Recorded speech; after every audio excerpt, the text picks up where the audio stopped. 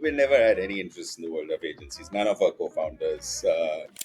Now, none of your social media platforms do that, right? Till today, nobody does. And then they selected us as a top 30 global sports tech startup.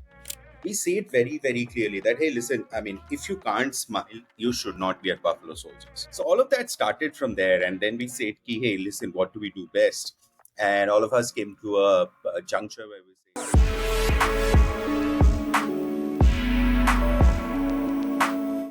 Awesome. It's so great having you here, Sumon. How's it going? it's going good. It's a Sunday. So, Mhm. yeah, I mean, I guess all startup founders work on Sunday, and it has been the same case with me. But lovely to see you here, Brad. Awesome. We'll be having a super fun conversation. And getting into that, let's first get into the super fun names of your companies. I mean, Buffalo Soldiers, Eating Potatoes, FootTheBall. How did you come up with these quirky names? It's a very simple thing. People were coming up with very boring names.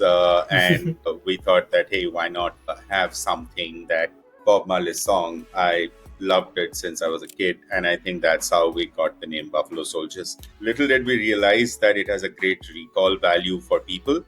Yes, it's true. A lot of people call us Buffalo. So, but I remember this fun conversation during the height of the second wave of COVID, where we were having a conversation with all the top leadership of Tech Mahindra, including their CEO, CP Gurnani. And CP said, spend 10 minutes talking about Buffalo to the whole their leadership team, and he never said Buffalo Soldiers. But that's where we realized that, hey, the name has a great recall value. So yeah, I mean, there's no mystery to it. Interesting fact, I think, where we work with a team, and Buffalo Soldiers now ranks higher than the Wikipedia page on Google of Bob Marley's song. So that's an That is achievement, I interesting. Yeah. think, that took some This. time to do.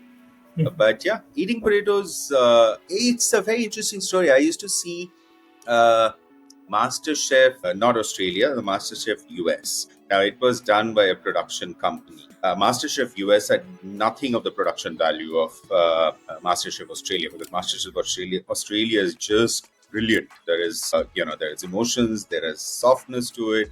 It's about a cook show. It's not about killing someone, right? So, but that production company had a very nice jingle. It was called One Potatoes, Two Potatoes. I just used to spend 10 seconds just listening to One Potatoes, Two Potatoes. So it was always there in my mind that when we do a production house, it should have potatoes in it. And then we decided who doesn't love eating potatoes? Therefore, eating potatoes. Amazing. These are all always fun stories. Awesome. How did you get interested into the world of agencies, and tell us a bit about yourself as well? That, we never had any interest in the world of agencies. None of our co-founders come from the agency background, that type of background. When you run a startup and you bootstrap it, you take some leaps of faith on a daily basis, on a monthly basis, on a weekly basis, especially when you're starting off. So what happened is we wanted to build the first one-stop platform for football fans across the globe called FootTheBall. Travis Kalanick was still the CEO of Uber. Uber used to run a pitch in 5 countries in the world, including, I think, Mexico, India, Singapore, and other places. What we just wanted to build FootTheBall as a one-stop platform for football fans, not just based on geography, but also based on affinity. So if I'm an Arsenal fan, I want to meet Arsenal fans in Delhi NCR. Now, none of your social media platforms do that, right? Till today, nobody does. They True. loved the idea. We became top 15 in the Uber page. Travis had flown down to India for the one time that he had done. He met us. Out of 6,000 startups, all this were chosen. And out of the top 15, we were the only ones who didn't have an MVP, did not have a work in progress app. We just had a concept. Same story with the Adidas family in Berlin about 4 months down the line. Still had a concept, trying to figure out how to get this done, working on the app designs and everything. And then they selected us as a top 30 global sports tech startup. When I came back from Berlin and I spoke to all my co-founders, it was like, okay, let's decide one thing. Number one, are we entrepreneurs enough? Because all first generation entrepreneurs, can we do this thing? Right. And then came the harder question. How the hell do you pay your EMIs? Right. Absolutely. So, yeah, I mean, because if you have to get engineers to build this and all of that, so you have to figure out how the hell do you build, kind of pay your EMIs. So all of that started from there. And then we said, hey, listen, what do we do best? And all of us came to a juncture where we said digital and storytelling, right? That was 5.5 people right in this room where I'm sitting right now. 5.5 people, because there was an intern who actually used to intern in two places, right? So he used to give half his time here and half his time there. Now, to about, I guess, 100 people now. It has been a journey, and it has been a real journey from to become an integrated advertising agency. I believe that we have done that journey from 0 to 5. Let's put it that way. People say 0 to 1, then 0 to 5, then 0 to 10. We often kind of forget the 0 to 5 becomes your kind of biggest benchmark, because this, I think, is you've come here, then you decide, do you scale? Do you not scale? How do you scale? That's where we are. That's how Buffalo Soldiers happened, frankly. Makes sense. Amazing. I always love this question because it's a simple question. It's pretty basic, so to say, but it It's always always a comes up. basic answer. I think, I mean, there is no, But we it's can always personal. romanticize it as much as possible, but usually these are basic answers you figure Right. out. And because we have always bootstrapped and not raised a single penny of funding from anywhere, we always said we possibly have known the art of bootstrapping, right? Amazing. I've spoken to other agency founders as well, and it's always a personal story, and that's what's so amazing to see. And also, I'm a football fan from Bengal as well. I'm sure you are too, so super proud of it. Super proud of it. I mean, I'm a football fanatic completely. Yeah. So yeah, I still can't get over how Raheem Sterling joined Arsenal, but then you start believing in Arteta, I guess. Right, right, right. Tell us a bit about the culture statement that you have. So it's a very interesting story, right?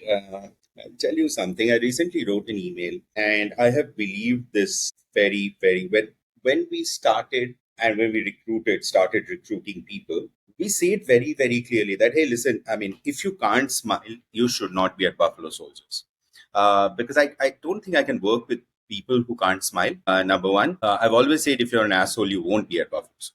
I do not care, how uh, what's your job role, how big you are in the system, and all of that. Your designation sincerely doesn't matter to me. But what does is your attitude. I think it's attitude, attitude, attitude. There is no you. I mean, there is judge of a professional than attitude, right? And attitudes come in various forms. There is a attitude towards getting that work done, which is truly your work. There is also an attitude which is about how you interact and how you actually take your teammates ahead. Because if you are working and if you're working in a silo without taking your teammates ahead, you might become a great performer.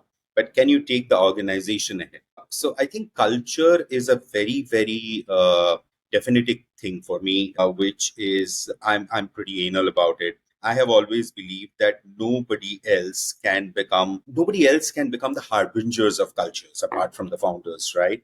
Fun and culture cannot be outsourced at all. You cannot delegate culture careers.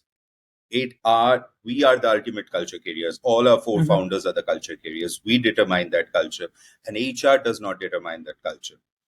Having a fun Friday does not determine that culture. Playing, taking out some time for fun from work and a happy hour is not what determines culture, right? And I truly believe fun is not really a scheduled event, right? It's woven through every interaction that you make. It's like sharing a meme, laughing at a joke together. That is also fun, right? So, and the point of a startup, I think, is not fun. It's winning, right? But having fun and smiling along with it actually helps with the winning. Absolutely. Especially when things get hard, because all startups are turbulent, right? Every time there would be turbulence, how much ever you grow. Because if you have the startup mentality, you are doing 10 things together. So especially things will get hard. Things will get hard. We have all faced hard times. Things might get hard because of a bad hire. things might get hard because you you had some kind of crisis in terms of because it's a service industry at the end of the day, in terms of billing, right? So I think the fun, the smiles just help, and it's up to the founders to actually be that culture career, right? And then you would notice sometimes that you would not realize it. There is no, it's like the word love. You don't realize when love happens in love, right? You can't define love. So culture is almost similar like that, right? You let it permeate through the system and percolate through the system. When it happens, you don't know. But if you keep at it, it might happen at some point in time. Makes total sense. And I've also heard that you've made it really kind of tough for people to get into Buffalo Soldiers. Is that so? Is that the reason to So maintain a consistent culture? yeah. So there's a reason for it. While we talk about this culture and everything, and we talked about it, I think we made a mistake in 2023 for a little bit. We were trying to compare us with other agencies. People kept on saying, "Are you a challenger agency? Are you a this agency? Look at what that agency is doing. Why are we not doing this?" Therefore, and that had a domino effect. We made a mistake of hiring a lot of established agency people without really figuring out whether they are a culture fit. Because we really thought that, hey, they will take us to the next level. But all of us never questioned the fact, are they even willing to take themselves to the next level? And therefore, because in advertising, what I have realized is there are a lot of set ideas, right? People can keep romanticizing about, how copywriting used to be such a glamorous thing a few years back. But hello, at that point in time, you were writing a copy for one newspaper ad in 1 month, or maybe a pamphlet the other month. Right now, we are in 2024. We can video record an interview. That's how life is, right?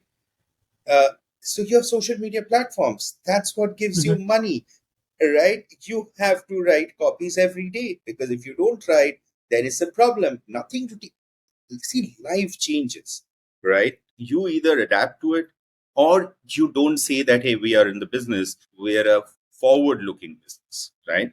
So it's coming back to, we made those mistakes. And what I realized is, do we want to be that agency? No, we want to build our agency. We don't care what the world is. I don't give two hoots to what other people think about कि agency में ऐसा ही होना चाहिए, right? Buffalo Soldiers में नहीं होगा. And that's a promise. So what we have done is, we literally tell people, don't come and join us, because you won't be able to. Our expectations would be these. So if you join us still after us telling you, then it's your choice, right? We have introduced a compatibility period from 1st of August, which is practically saying that, are you compatible to the organization? Are we compatible with you? And we have made it across the board, right? From the junior most person to the senior most person. If you're not compatible, then your journey and our journey cannot go on together. So yeah, we have made it even on LinkedIn. If we are running a job, I think you will see that we ask about 20 questions, because these are things that lets you know that you measure interest, you measure hunger. I know that one answer can't do that, but at least gives the HR team, the people who are looking at new teammates, to understand what is the motivation. Is this person willing to go the extra mile, or at least filter out people, and don't see, the most valuable thing in life is time, right? All of us run short of time. And can I do that one exercise to save a little bit of time for myself, for my co-founder, for my, for one of my leaders, for my HR leader? I think then that's something. And we say this very clearly now, that don't come to work at Buffalo Soldiers. Now, that's a very, why we make that statement? Because we say, hey, if you come here, then this is what we are. We are anal about a few things. We will keep doing that. Like it, don't like it, we don't care. And if you like it, you would really like it.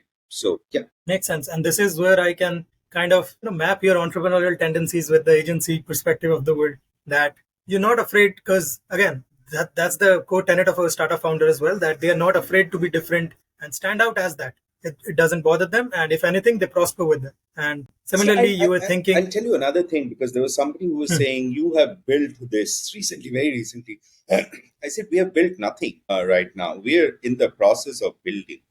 uh, right? And again, a growth lot of mindset. people, service industry, right? Agencies, service industry, it's very difficult to call them a startup because the people who work in that circuit don't understand the concept of a startup, right? Makes If sense. you're in Bangalore, you understand the concept of a startup. If you're in a tech company, you understand the concept of a startup. What is that concept of a startup, right? Why do startups give equity? So one of the things that we kind of, I think we're the only one or two people who are doing it, is that every teammate who joins us, we give them an equity with a vesting period. Because why? Because does that equity mean anything right now? No. But the day we go and raise investment, the day we do something, maybe that equity will, the hard work that they've put in, after their vesting period, they will really get something out of that equity.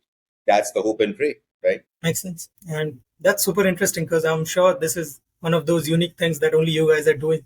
Interesting. I have a I don't know question on the about it, because sector I agnostic think then thing. calling, I feel then if I call ourselves a startup and then don't do what we want, like, don't behave like a startup, then it's a hypocrisy, right? True. Yes, that's absolutely true. I have a question on the sector agnostic positioning that you guys have. Tell me more about what prompted you to take that decision. It happened very organically, right? We started off, one of our first client partners in this journey 5.5 years ago was Tech Mahindra, right? Go to the advertising world, everyone says B2B is unsexy. We don't want to touch B2B. We do B2B day in and day out, right? We are soon launching B2B video production house, which will not do typical B2B videos, which will urge customer and client partners. We've recently done one, which will come out very soon. That can we make B2B videos sexier? So B2B, we have never shied away from. We work with partners across the spectrum, from a Tech Mahindra to Newgen to NASCOM, a lot of people, right? And I from there it started that we wanted to be pretty much sector agnostic. Sports, as you already know, has been in our DNA, right? So Mhm. our verticals are measured like that. So we have B2B, we have B2C, that's given. We have a D2C, and then we have sports, and we work with some marquee nonprofits, right? So yeah, I mean, I think sector agnostic happened very organically. There was no point of not doing. Makes sense. Another interesting point that, again, if you go to the Buffalo Soldiers website, it's just superbly filled with personality, and so I love visiting it by time to time. And one of those lines that hit me was, "We don't work for you, we work with you." This is something I embodied as a culture in me early on and in Amag, my studio as well. How did you arrive at that? Is there a story behind it? And, there was this CMO which once told us that, what is your greatest strength working for this particular Fortune 500 organization? And we said, maybe speed, maybe this. And she said, no, you have taken time for the last 11 months to actually understand our organization, understand what you need, and therefore deliver. Because in certain cases, you might try to break the status quo as much as possible, but their business needs and business continuity, trying to break the status quo, sometimes we forget about business needs and business continuity. There's this whole romance about let's break the status quo. Yes, you can do that, but you have to keep continuing with business continuity, right? So, because otherwise, what happens is that you do not understand how a business functions. If you don't understand how a business functions, then you don't understand. Then your creativity does not align with the needs of the business. Let's put it that. Also, I mean, I think because of this motivation, we hardly work with freelancers, right? And there is a reason why we don't work. Since we don't work with freelancers, because we decided very early on that every strength that is possible, we will start bringing within the agency. And that's why today we can call it an integrated agency, because we have every strength in house. And the strength that is not there, maybe that's in our projection list to bring that strength in house, right? So therefore, we launched programmatic ads. Right, in India, people are now talking about programmatic ads. So we launched a platform lead with our technology part. We launched Butterfly, soft launch Butterfly AI, which is basically your influencer marketing platform. And this month you will see literally, a few campaigns going live on that. That's going to be a hard launch. So that's, I feel, is what prompted us to arrive at that line. Because I really feel if you do not understand business and their needs, because there is a set template of doing a lot of things, and not that every time you will be able to achieve it, but can you try to achieve it every time, right? So yeah, I mean, I think that's what prompted it. Makes sense. And it's pretty fundamental as well. But Sumon, It's now, these are simple yeah, things. I think right. simple.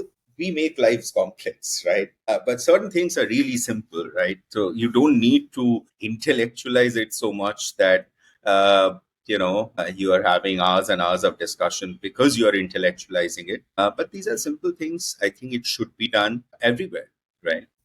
Now, Sumon, so 500 plus videos, 200 plus marketing campaigns. I have to ask you this. What are your top like three insights for making attention grabbing design work that have great conversion? Our design work. So it's a journey. Design, I feel, is a journey to from where you start to how you go forward. I mean, I think we have done almost in 5.5 years, almost a lot of genres when it comes to design and video, right? But I feel that design languages are so difficult to crack sometimes for an audience which is so suppose you're talking to your we were recently doing this branding exercise for a new startup which is led by two of the most well-known industry leaders, CEOs in India that India has ever seen. And when we decided how do we do it, uh, we kept on rejecting every idea that our brand team was coming up with, and they had justifications for every idea, right? And I was personally involved in that, so I can tell you this, that me and my co-founder, who heads the design, Sumon Chawla, we kept on kind of rejecting everything because and not there was no logical. Absolutely, I'm not a logical person, first of all. I should tell you that. I mean, I don't recruit anybody logically. My recruitment is completely based on gut. It's my other co-founders who recruit logically. I do not. So I clearly felt that while they were giving a lot of logic, it just did not set in right. Right. So I think it's a very intuitive process sometimes. Sometimes in that process, there is a lot of gut that comes into how you play around it. But also, I feel that people are nowadays, getting adapted to a lot more technology, lot more software. And I tell this to designers: you can think as much as you want, but you putting a piece of art on a paper versus you translating it on digital mediums, you have to have knowledge of tools. What we have seen in between, that people's knowledge of tools is very how do I put it, it's not up to the mark sometimes. Mhm. But people who have knowledge of tools, that kind of that person really can transcend from that piece of paper to that final art rather easily. And that's, I think, the knowledge of tools is what makes a difference. Knowing, and I tell this to designers all the time, I know there are lots of design tools, but know your Photoshop, because if you don't know your Photoshop, that's the basic. That's what teaches you everything else. You can go to Figma, you can go to anywhere, but if you don't know Photoshop, you will always have a challenge, right? So yeah. That's an interesting perspective. Makes sense. Finally, towards the end of the conversation, we have to address the elephant in the room, which is, of course, AI. How are you guys using it? What's your opinion on it? Yeah, absolutely. I mean, we have a AI headquarters. We have been using it. We have been silently one of the early movers, I would say, since last year. Mid journey to 11 labs, we have been trying. Even nowadays, we are trying to experiment with Suno. So there is a lot of experimentation that is happening. Is it something which is up to the mark till now in terms of, is it something that I want more involvement with AI? Because I really feel that AI does not take AI does not take anyone's job. Let's put it that way. If somebody knows their job, AI will not be able to take their job.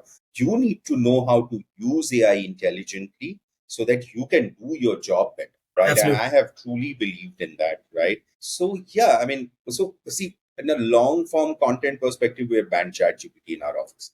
But does ChatGPT help people? That DALI help people? It always helps people. It you know what it does? It saves time. If somebody is visualizing something, they want to see what that final visualization looks like. Sometimes that saves. Sometimes a music piece that you want to develop and you want to use your own voice, but you don't want to spend that money in a studio, maybe you will use soon, because everything is what is the value of the account versus how are you using it. So you have to be smart enough to know how that play happens. So yes, I mean, we will be continuously investing in AI, no doubt about it. I think Gen AI, there are a lot of innovations which are coming in 2024, and the excitement about Gen AI, because Gen AI does not know what's next with Gen AI. You don't know, right? How can you actually use to monetize it? You don't know, right? There would be use cases which will come up, and there are use cases which are coming up, right? Can an ad be made with Gen AI? Of course, it has been done, and people are Mhm. putting it up on Twitter and LinkedIn. Can it be a regular thing? You don't know. Can it be something that helps the ad that you have made to get better? That's where Gen AI will actually make a difference. Can it be the Adobe After Effects, uh, you know, 10.0 or something for the editor who is actually editing your television commercial or digital commercial, and saying that, hey, can this replace that? So I think Gen AI has a long journey to go. It's evolving every day, and yes, to answer your question, we would be thoroughly investing in it and Mhm. looking at it, because I think it just makes lives better sometimes when that is around. It just makes, in certain cases, profitability possible. And when I say profitability, I just don't mean just profitability, but profitability possible, because the other way around, profitability might not have been possible. So yeah, I mean, I think Yes, interesting times for sure. This is such a fun conversation. I love that you have a stance, you have a positioning, and yeah, this was amazing. Thanks for your time. So, hey, lovely meeting you, and keep doing this, man. And I think it's a nice platform that you are developing. So I hope to see you as one of the top podcasters by 2025. awesome. I'll keep doing it. Thank you so much. Thank you. Thank you.